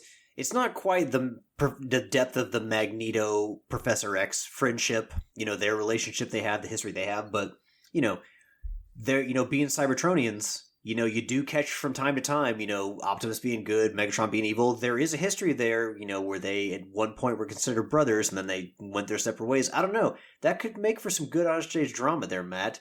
What if there was like a solo or like an expanded role for Soundwave? I hit you with the Soundwave. You seem like you're mildly enticed right now. The silence should tell you all you need to know about that. What if it was 75% Soundwave? I might actually have a problem. Whoa, whoa. That would be almost like not quite listening to techno, but that would be, I don't know how that would sound. Soundwave Moving on. Honestly, I don't know what sounds worse, a live-action Thundercats or a Transformers musical. Probably the live-action Transformers musical. You want to see some real humans dressed up as furries, running around in unitards and leotards? Well, to be honest with you, I wouldn't watch either of them, but... I mean, here's the thing. They made cats. They have the Broadway play, and they tried the movie. Did the movie work? No, but the musical, the Cats musical. Why am I hating? That's back to that one. Okay, moving on. Next question. With Final Fantasy Rebirth coming out, will it automatically win Game of the Year for being the most ambitious game? Well, it's kind of hard to... I mean, this is obviously a question we can answer more easily in hindsight, knowing what comes out this year. I mean... I don't know. We'll have to see when it comes out, what the feedback is. I don't play Final Fantasy games, so I don't know. I don't know. Helldivers 2 is my game of the year right now. Well, I mean, they're specifically most ambitious game. I mean, I don't necessarily know with the server issues they had. I don't know. I mean, yeah, Helldivers went from one perspective to a third person perspective, and they changed the game up to translate it to the PlayStation 5. But I don't know. Most ambitious game. I don't know. They didn't seem, and no one could blame them for not being prepared for the server crush that they had, but I don't know. Final Fantasy VII Rebirth. Ain't that part 2 of Final Fantasy VII? Yeah. I mean, after the comment that from somebody from Square Enix that it would take 20 years to remake Final Fantasy VI, I don't know. Maybe they just take these things more seriously than we think they do. I don't know. I think you're drawing out. I mean, I need to talk to my brother about it. I think the last time I talked to him about it, he thinks it's taking way too long. I mean, Final Fantasy VII is like the best game, in his opinion, of the series. And so it's just, even I feel that they're taking their sweet time doing this. And I don't think I feel from those who like the game, they are reaping the rewards of taking this long to take a beloved game of the franchise and their kind of terms, milk it out into 3 separate games. I think there's a kind of in this situation you could use, potentially look at it as maybe ambitious or maybe foolish because look, taking care of a property as important as, or a game as important as Final Fantasy VII is definitely, you need if people are going to wait that long for a remake, absolutely do your best with it, take care of it. But with how long it's taken to come out, I don't know. Maybe they've put more effort into it than they should have. I mean, we've seen quality remakes come out, in much less time rather than breaking it up and over the course of years and years. So I don't know. I mean, potentially ambitious, but also maybe Square Enix is just taking it, like Yield said, milking it more than they should. I don't know. Your thoughts, Matt? I think with what they were doing, with how people were fiending for a Final Fantasy game, especially the Final Fantasy VII Remake, I should say, I think the scope crept up on them. And frankly, if the goal was to release a full Final Fantasy remake with all of the game intact, the fact is we still wouldn't have it to this day. And people would freaking riot because it would have been advertised and it still wouldn't be out. So I think breaking it up gave them that credibility that what they were doing was what the crowd wanted. So I'm actually okay with them breaking it up, not necessarily because I agree with that method. I don't think, they're making 3 times worth the game for the same price. I think the quantity of stuff you're getting in the game is worthwhile. And frankly, for a game that's being remade, I was able to wait until Final Fantasy Remake was on sale for $20, and I saved myself some money in the end. So I'm okay. Maybe I'll pick up Rebirth at some point. Maybe I'll try playing all of them again because I gave up on Remake at one point. And, like I said, we still don't know a lot of what's coming out this year, but Sony's not going to have any of their existing, franchises come out this year. Microsoft doesn't look like they're going to have, they've not announced anything big as far as I know. Like there's not like a Halo or a new Gears of War coming out that I know of. And a lot of, last year we had Super Mario Wonder and Legend of Zelda. So a lot of, this may be one of those years where it's a little bit more quiet, whereas last year was more packed. So, I mean, could Final Fantasy VII Rebirth be the most ambitious game out there? I mean, it could be. We'll just kind of have to see once everything comes out. Darth Knight in the chat agrees. Alex and Yield Helldivers game of the year so far. Yes. Next question. With Tricky down, is anyone taking up smoking in his place? I have always been smoking, Thomas. Just not the way that Tricky does. I think it was like 2 weeks ago. I did a rack of ribs. Barbecue I did smoking? a rack of ribs Okay. on my smoker. I thought I picked that up. We've actually been trying to get Tricky to stop smoking, but he won't do it. He refuses. So Yeah, it's not working. Even after oral surgery, he's like, "No, I'm going to do it."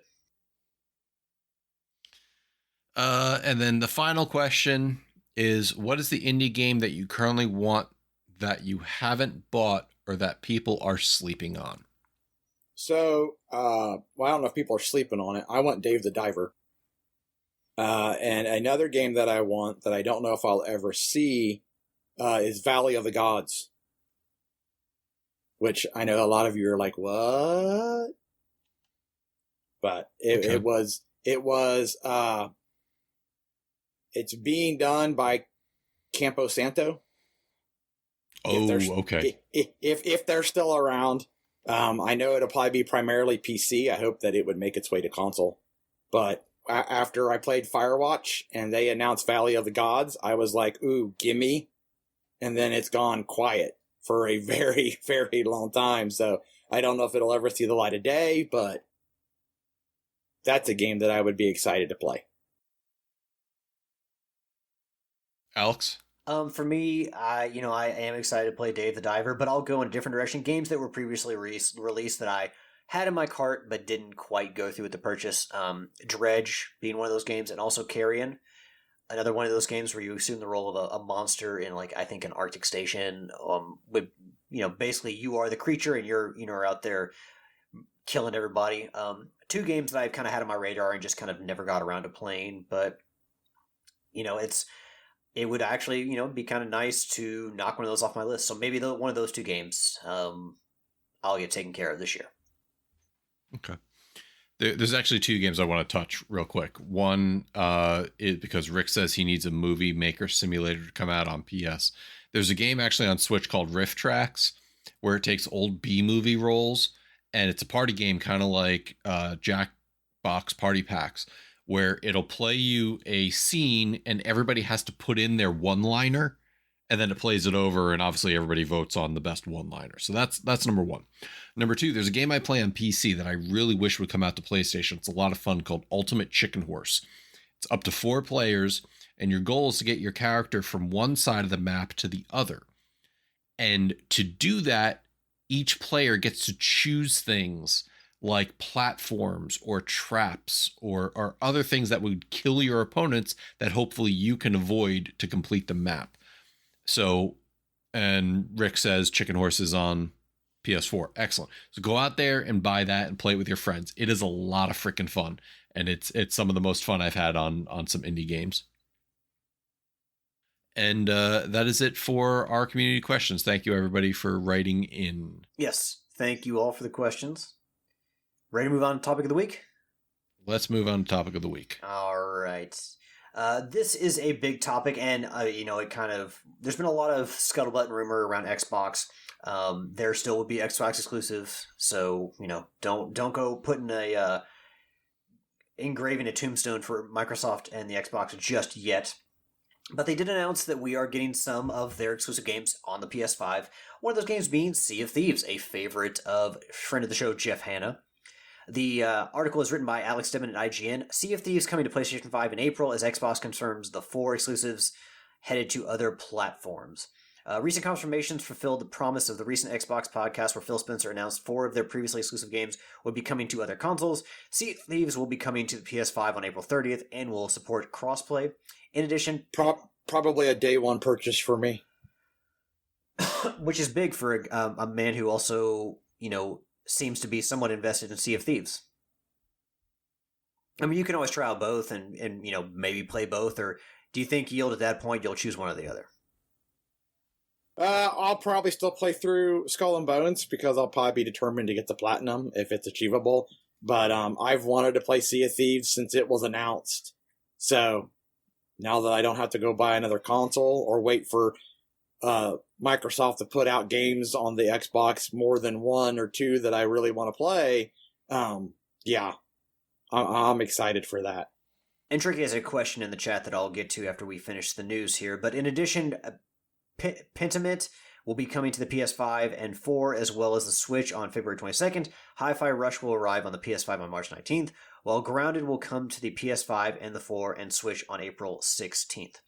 Xbox exclusives, not quite Gears of War or anything like that, no Forza. So Microsoft obviously has certain games they are going to keep to themselves, but also they have a ton of studios. So, even if they give up a few of their console exclusives, they still have other big games made by, say, Bethesda or Activision that they can always, Indiana Jones keep to Game Pass and the PC and be just fine. But obviously, Sea of Thieves is the big game out of this. I mean, Hi-Fi Rush has gotten a lot of positive press, so don't sleep on that. But I mean, really, Sea of Thieves is kind of the headliner here. And Tricky wanted to know what we think the game will cost. Sea of Thieves, I don't know. Is it the typical model? Is there an MSRP on Xbox? I did not look this up because Tricky just asked this question, but I would assume Tricky says he thinks $30 to $40. I was gonna say 40. The game's been out a really long time. I don't see them charging full Emmett. I think originally it was 60. I just don't see them charging that. On Steam right now, it's $40.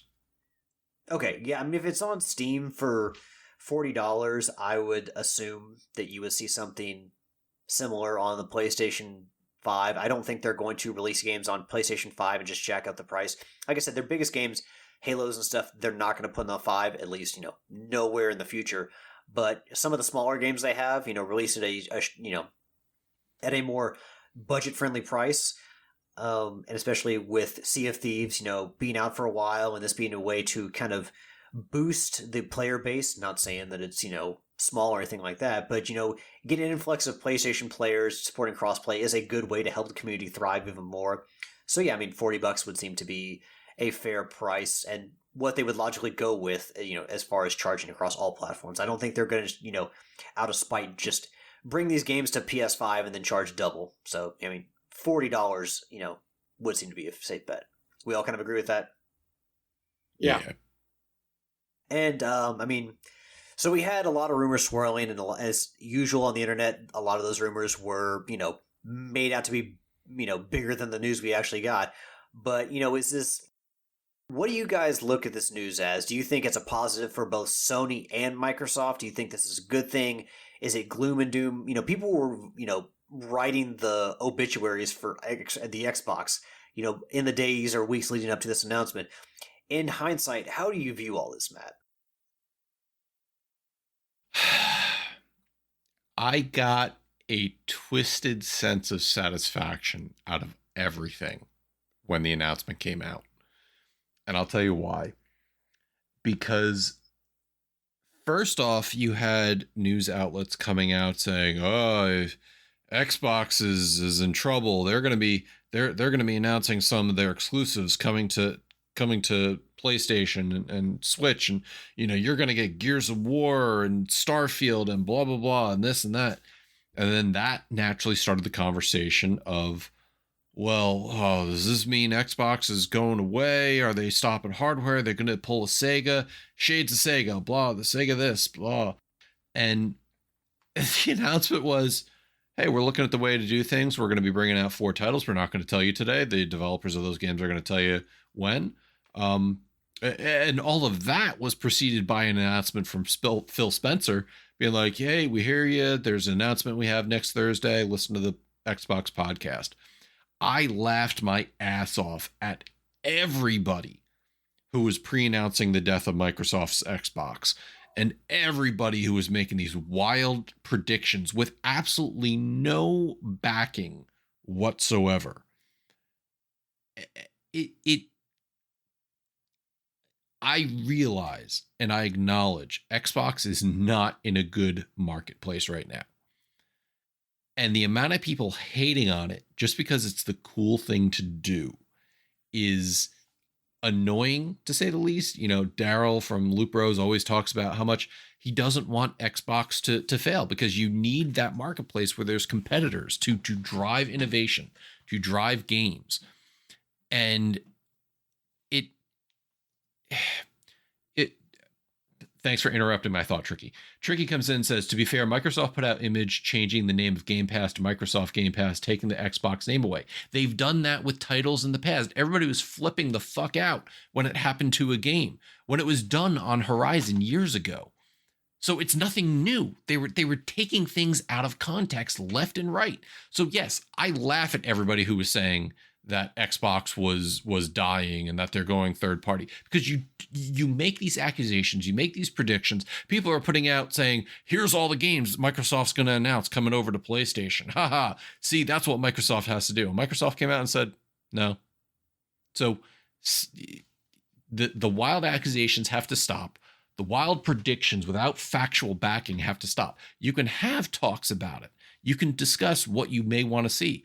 But then people claiming that Microsoft is dead or Xbox is dead and that they're going away.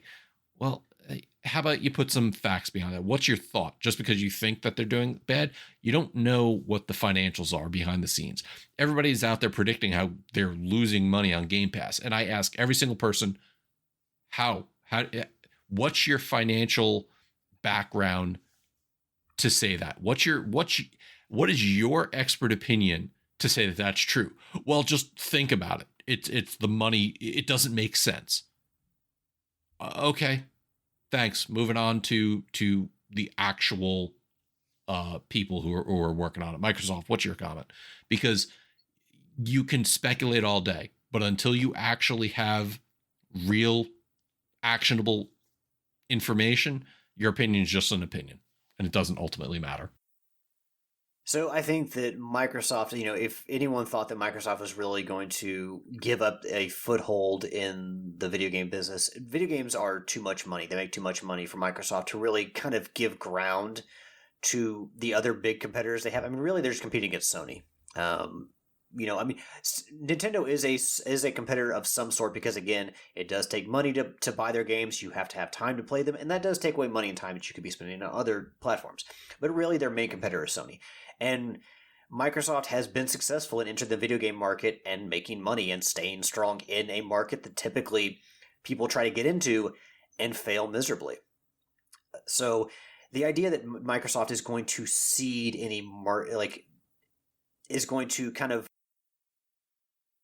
I guess everyone, I had no idea where they were going. This I saw the rumors and stuff, and I only put so much stock into rumors and what I read on the internet. But even I was like, what are they going to do here? We know they have a business plan. We know they're moving more towards digital. They don't want to deal with physical as much, But I think that video games are too important to tech companies, and they make too much money from Microsoft to really voluntarily step away, because they don't really need to step away at all. They make enough money as a company, as you can see from them buying Activision for how much they bought them for, that they're not really hurting. So they don't really have to give way. They're just kind of ahead of a step or two ahead of Sony when it comes to this kind of thing. Sony's bringing their games to the PC market, which Microsoft did a long, long time ago. So them giving Sony some of their games and not really any of their big games, Sea of Thieves being their most landmark game of those four, isn't really a big deal, and everyone made more of a mountain out of this molehill than there ever really was in the first place. Yield, I'm going to ask you about a comment that Tricky made in our chat here. He said, not trolling, but I think this is Microsoft trying to bring in revenue without them making money off of Game Pass, which I read as they are, yes, they're using these games and their other games to bring people to Game Pass so that they're locked in for a subscription for however many years. And, some people who have Game Pass may not see a need to buy these games outside of spending money on their subscription. But by bringing these games to PlayStation, they can then make extra revenue off of them because Game Pass is not available on PlayStation. And if you want to play it on PlayStation, you have to buy them. What do you think of Tricky's, theory there? And what's your thought on how everything turned out overall as far as Microsoft's announcements? Well, I mean, of course they're putting it out there for more revenue. As for to counter not making money on Game Pass, we haven't really heard anything that says they're not making money on Game Pass. We all assume they're not making money on Game Pass because it doesn't make sense to us necessarily, but we haven't really seen anything that says they're not making money. We've heard some devs throw out that they believe they're not making any money, but yet that seems to be a dev that was slighted by Microsoft to some extent. So is that the truth or just somebody who was upset? So, I think it is for more revenue. I think maybe Microsoft is just testing the waters. Because the only real game that everybody knows is Sea of Thieves. The other games I've never heard of. I watched the trailer for Hi-Fi Rush on the PlayStation Store, and it didn't even do anything to entice me to look up the game anymore. I was just like, okay. So, if this does well, you could see more. And it's interesting to think of why Microsoft is now doing this. I mean, I speculated maybe they are wanting to get out of the console business, but Phil came out and said, no, we're not getting out of the console business. He reassured his loyalists is the wrong term, but he reassured his loyalist fan base that no, we're not leaving, Xbox. So I'm still doing a wait and see sort of thing. Are we going to get anything else? Is this the olive branch, so to speak, of Microsoft going, look, all right, we're willing to put our games on your console. Are you willing to put some of your games on our console? You could go anywhere with this, really. Yield, I actually have a specific thought on that point you just raised there. Matt, I'll go to you for closing comments after this. But because of Game Pass, I think that Sony's exclusives are a lot more important to Sony than Microsoft's are to Microsoft. I mean, sure, Microsoft Absolutely. isn't going to doesn't want to put Halo on PS5, and I totally understand that. But because of the marketing tool and the enticement that, is Game Pass, Microsoft giving Sony some of their smaller exclusives isn't as big of a deal as if Sony turned around and gave 4 games to Microsoft. So I think Sony, obviously, with some business in the cloud, but not as much as Microsoft, they're still more reliant on the PS5 than I really think that Microsoft is on the X and S, obviously because of how many ways you can access Game Pass. It'd be a much more landmark news if Sony were to turn around and be like, oh yeah, hey, we'll give you 4 of our exclusives. I don't think Sony can take that hit as well as Microsoft can. Matt, any extra thoughts? Yeah, and this is to address Tricky's question, because this is the thing people ask all the time. Is the issue with Game Pass is they are making money, but people outside looking in don't see how. How do you spend 10 to 20 million making a game, release it for free, and make money on it? How do you get a return on the investment? And I don't know if this is Tricky asking the question or he's just phrasing the question that other people ask. They are not releasing it for free. No, you paid for Game Pass. You're paying for Game Pass. They are getting residuals. It's like the free games we get for PlayStation Plus. It's you either get residuals on it for years to come. So I'll probably, again, this is speculation, but this is how I would do it from a business mindset. If you are a first party studio for Game Pass, you are getting residuals on that every month because your game remains on the service. If you are a third-party game, you get a lump sum, which guarantees you a certain amount of sales and potentially residuals on every month your game is on Game Pass. And from there, the second your game drops off Game Pass, you stop getting those residuals. You have actors and actresses getting residual checks for shows they did decades ago. There's no reason to say that isn't the same way that a business does with Game Pass now. So you're not releasing your game for free. You're getting a cut of that pie. And with the way that Microsoft said that they had 33 million users, some of those maybe at the $1 tier, many of them at the $18 tier, there's money to go around. And Microsoft has enough money in its other operating businesses and other operating business units that they can share losses and profits across their organization to make something that maybe not profitable on the outside work. I say it this way. I used to work for a big box chain store. We dropped our box chain stores next to other competitors to take market share from them, regardless if that store was losing money or not, because our other profitable stores were helping support the losses that store was sustaining to give our competitors losses.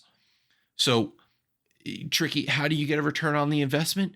By having people subscribe to your service. Like, it's as simple as that. There's no other way to explain it to make people understand that you get a cut of the pie when people are on Game Pass, when your game is on Game Pass. And then that assures you a monthly income that you use to support your business. Yeah, it's a more constant flow of income as opposed to spending money on a game and then waiting for that money to come back after you have released the game. Matt, you're typing to Tricky. Has he said anything to trigger you? No, because Red Beer Rick, we're going to hell for this one. He says Friends Cast make $20 million a year for each from residuals.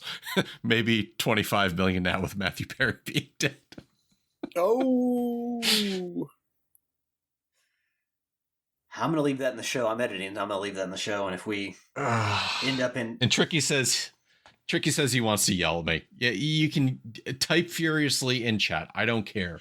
But it everything else is speculation. Here's the thing. Tricky is the one, he sat there and said he wanted to defend Suicide Squad, and we were talking shit on it. He's the one that put the article, a very negative article when it comes to Suicide Squad, with Warner Brothers saying it was a disappointment when it comes to sales. He's the one that put that in the agenda. So I don't understand what we did wrong. I don't know. Tricky's just looking to start fights for no reason at all. Oh, I think it's the whole Microsoft, the whole Game Pass thing is what he's... No, it's exactly it. And you can't convince me otherwise that people are taking a loss. And if you're taking a loss, okay, step back for a second, because he talks about being an equal opportunity reporter. Yes, there's companies that take losses, and I just explained that in my previous work experience, that you take a loss to gain market share. And that is a viable business option if you have other divisions or other stores that can support that loss by generating a profit. Microsoft can do that because here's Sony in entertainment and Sony in DVDs and hardware sales and movie things. Microsoft is much larger than that. Therefore, they can support losses in other divisions. For them to sustain, and Rick said this earlier, to continuously sustain losses year after year. Game Pass has been in operation since 2017. You're telling me that they're taking a loss every year since then because they just want to come up with market share? There's got to be something there behind the scenes.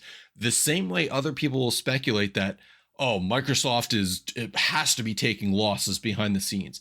I'm going to speculate that they're not, because the business is still running. It's still going. And you got that report 2 weeks ago from Phil Spencer saying, no, we're not going anywhere. We're still focusing on hardware. So yeah, I can speculate to the other end just as much as everybody else can speculate to the losses. All right. Well, I'm sure we will wait for, I'm sure by the time Tricky's back, he will have something else to yell at us about. But yeah, I think that is going to wrap it up for that topic and really for this episode. But before we get out of here, we got to throw out some shout outs. We got to throw out some love. So Matt, how about you start us off? Tricky, Alex Yield, thank you very much for being here tonight. This was, I think, still very good discussion. Now it got a little emotional, heated there at the end, but I still felt it was a very important topic to talk about. I mean, I'm still pissed that you said Mario Kart's better than Crash Bandicoot. Crash Team Racing there, Matt. If we want to talk about emotions. Facts don't care about your feelings. Oh, fact your feelings. I mean, it's 2-1. Well, fine, you. And Tricky's vote doesn't count right now. Shout out to Rick. Shout out to Saber. Shout out to Neptune Princess. Shout out to Don't shout out to Ashley. She threw me under the bus. You're going to shout out to her later, so I figured I might as well get there before you. Shout out to Darth Knight, who I saw in chat. If there's somebody else I forgot, I apologize. Shout out to the Channel 3 community. Come on over, tune into channel3.gg to gamify your social media, earn some XP, and have fun talking about games with other like-minded people. And finally, shout out to my wife, V. Thank you for doing everything you do inside and outside of the show. And have a good night, folks. Sega! Yield, how about you, sir? Shout out to everybody who was in chat, the Twitch chat tonight. Shout out to Alex for hosting. Tricky for producing, I guess I will say. And shout out to Matt as well. Shout out to Arrowhead. Helldivers is amazing. Give it a try if you like third-person shooters. Or if you like Starship Troopers. Shout out to the community. Everybody on the Facebook groups. Shout out to Gareth for his rarity contest. And yeah, that'll do it for me. Want to shout out to our awesome community, the fuel to the fire of this Trophy Horse, our growing community, thanks to the continued increase in views we're getting on our TikTok and YouTube channels. Official Proven Gamer, please go check it out if you're on those platforms. And the reason we keep growing and because we're still here is because of our awesome community. So thank you all very much for supporting us through thick and thin, and sickness and in health, as we've been seeing with Tricky here lately. But we hope Tricky is certainly feeling better, and we thank him for producing in the background. Shout out to Matt and to Yield for joining me tonight. And last but not least, give a shout out to my awesome and loving girlfriend, Ashley, who definitely didn't throw me under the bus earlier, and who I'm definitely not shouting out now, so she doesn't throw me under the bus next week as well. I love you, hun. And that is going to bring an end to episode 610 of Trophy Horrors. We thank you for joining us this week, and until next week, happy trophy hunt. See ya. All hail Megatron.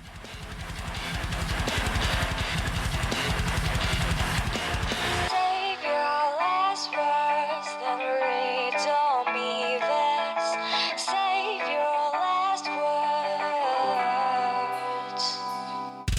Save your last words, then read on me this. Save your last words, then read on me this. Save your last words, then read on me this. Save your last words, then read on me this. The theme song is Venus by the band Even off their album Zenith. Permission granted by the band and 12 Stone Records. You can find them on Facebook by going to www.facebook.com/evenphilippines.